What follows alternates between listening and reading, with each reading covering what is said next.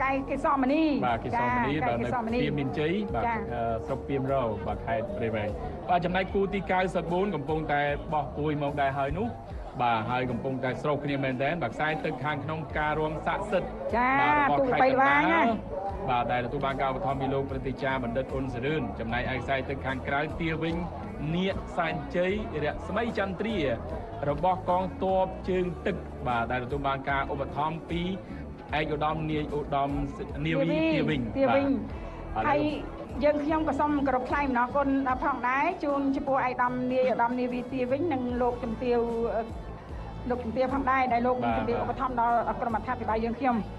បាទឥឡូវនេះបាទឃើញថាទូកទាំងពីរបាទកំពុងតែបដាំបសគ្នាតែខ្សែទឹកខាងក្រៅបាទហាក់ដូចជាលួតបន្តិចពីគូប្រកួតរបស់ខ្លួនតែយ៉ាងណាក៏ដោយខ្សែទឹកខាងក្នុងក៏កំពុងតែបង្កើនល្បឿនបាទបង្កើនល្បឿនម្ដងហើយម្ដងទៀតមកទន្ទឹមគ្នាតែម្ដងចាដកឃើញដកច្រើនមែនតើបាទការពីជើងទី1លទ្ធផលយ៉ាងម៉េចដែរបងប្អូននាងខ្ញុំអត់បានកត់សម្គាល់បាទខ្សែទឹកខាងក្នុងបាទខ្សែទឹកខាងក្នុងបាទជើងទី1ចាអញ្ចឹងបានន័យថាទាវិញនាគសែនជ័យរស្មីចន្ទ្រារបស់ឯកឧត្តមនាវីទាវិញចាទទួលបានជ័យជំនះឥឡូវហ្នឹងបដូរទៅនៅខ្សែទឹកខាងក្រៅហាក់ដូចជាប្រែប្រួលវិញការរួមស័ក្តិសិទ្ធិមកខាងក្នុងហាក់ដូចជាបដូរបច្ចេកទេសវិញ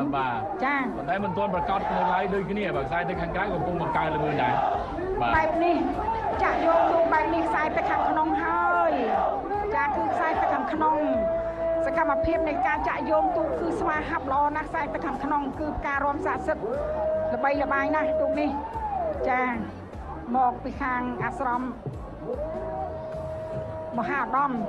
ចាព្រែក7ស្អា